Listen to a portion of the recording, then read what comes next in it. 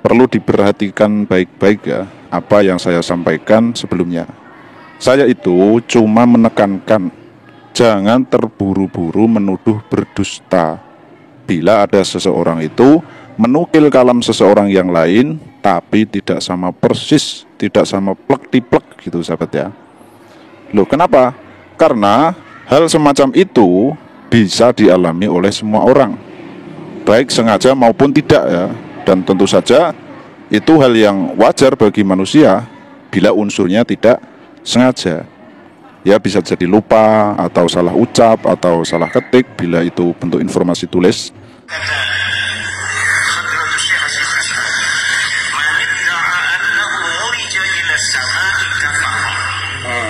Sama ya. Risalah Ahli Sunnah wal Jamaah. Ya, silakan ada cek ya. Saya disclaimer, saya belum baca kitabnya ya, karena saya pun belum akses. Tetapi ini Kiai Haji Imaduddin Utsman Al-Bantani yang bicara. Ya, Anda silakan cek, Anda cross check. Ya, kalau Anda tidak menemukan, berarti kita katakan kalimat bohong.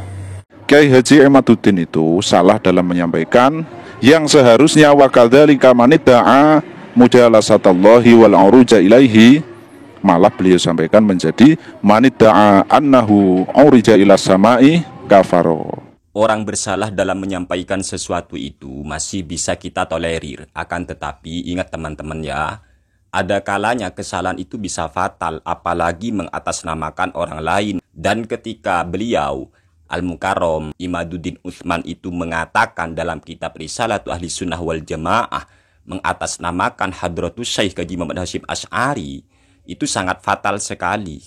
Apalagi isinya adalah pengkafiran, yang mana pengkafiran tersebut tidak pernah diucapkan oleh Hadratus Syekh pendiri Jam'iyah Nahdlatul Ulama. Sebab itulah harus dan sangat penting kita luruskan, karena itu bahaya. Ini sudah ranah takfiri, ranah mengkafirkan, dan ketika mengkafirkan orang, mengatasnamakan orang lain. Orang itu bersalah, kadang kesalahannya itu masih bisa kita tolerir. Tetapi kalau sudah berani mengkafir-kafirkan orang atas nama pendiri Jam'iyah Nahdlatul Ulama dalam kitab Risalatu Ahli Sunnah wal Jamaah, padahal itu tidak pernah ada. Lah ini yang harus diperhatikan. Beda jauh ya, beda banget antara manidda'a annahu urija ila samai kafaroh dengan manidda'a mujalasatallahi wal uruja ilaihi. Dan itu sudah kami berkali-kali sampaikan, ilaihi itu kepada Allah. Mengapa kafir di sana kalau ada orang ngaku mi'raj atau terbang atau naik ke atas menemui Allah itu kok kafir? Ya iya jelas, karena di sana akan memberikan kesan Allah itu berada di sebuah arah. Allah itu ada di sebuah lokasi nanti atau tempat. Dan ini jelas bertentangan dengan akidah Ahli Sunnah wal Jamaah. Dan Gus Hanif sendiri sebagai pengupload video tersebut sudah meminta kepada para penyimak videonya agar melacak benarkah redaksi yang disampaikan oleh Kiai Imaduddin itu ada dalam kitab Risalah. Ya kalau tidak ada berarti Kiai Imaduddin bohong. Itu kata Gus Hanif Farhan. Ketika kami sudah mengecek dalam kitab Risalah, ternyata redaksi yang disampaikan oleh Kiai Imaduddin itu memang tidak ada. Oke lah, saya katakan Kiai Haji Imaduddin berdusta gitu ya. Oke lah, saya katakan Kiai Haji Imaduddin berdusta gitu ya. Oke lah, saya katakan Kiai Haji Imaduddin berdusta gitu ya. Oke lah, saya katakan Kiai Haji Imaduddin berdusta gitu ya. Toh konteks yang beliau bahas sebetulnya adalah menjawab tantangan Habibana kekasih kami Gus Hanif Farhan. Jadi kesimpulannya adalah beliau Habibana Gus Hanif Uye tidak sedang memframing sahabat, tapi konteksnya adalah beliau sedang menjawab tantangan kepada Habibana kekasih kami Gus Hanif Farhan gitu. Jadi pure itu adalah urusan beliau berdua.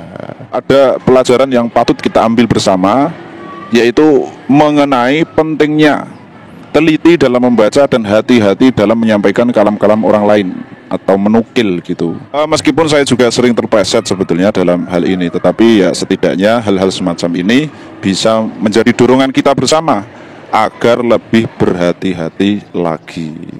Kami sepakat dengan apa yang dinyatakan oleh Habib Santri Gunung ini, bahwa dalam menyampaikan atau mengutip redaksi daripada ucapan orang lain, maka kita harus berhati-hati. Memang harus berhati-hati kawan-kawan ya. kita harus sewaspada mungkin. Apalagi dalam konteks mau mengkafirkan orang atas nama orang lain. Wow, itu sangat lebih berbahaya. Dan tidak kalah pentingnya sebenarnya ketika kita itu harus berhati-hati di dalam mengutip sebuah ucapan ataupun makalah atau redaksi dalam sebuah kitab. Kita juga harus berani gentleman mengklarifikasi dan mengakui kesalahan. Bukan hanya sekedar setelah salah ucap atau salah ngutip kemudian masih sama ngeles atau ya gimana lah, berat untuk klarifikasi. Lah itu juga dihindari seperti itu ya, karena ini demi umatnya Nabi Muhammad Shallallahu Alaihi Wasallam. Jadi apabila kita terlanjur salah, terlanjur keliru di dalam menyampaikan sebuah ucapan, maka kita harus juga berani bertanggung jawab, klarifikasi, minta maaf, akui kesalahannya. Dan ingatlah, ketika kita mau mengakui kesalahan ataupun kebohongan secara tidak sengaja, itu tidak sama sekali menurunkan martabat kita. Justru dengan bersikap gentleman, mengakui kesalahan, insya Allah kita akan menjadi manusia yang mulia di mata Allah Subhanahu wa Ta'ala. Begitu ya. Jadi tidak cukup hanya berhati-hati saja. Berhati-hati itu memang harus. Akan tetapi selaku manusia yang memang tidak lepas, tidak luput dari kesalahan ataupun dosa, apabila kita sudah terlanjur melakukan sebuah kesalahan, apalagi sampai tersebar di medsos, kan seharusnya kita klarifikasi, mengakui kesalahan. Itu yang harus lebih diperhatikan lagi ya.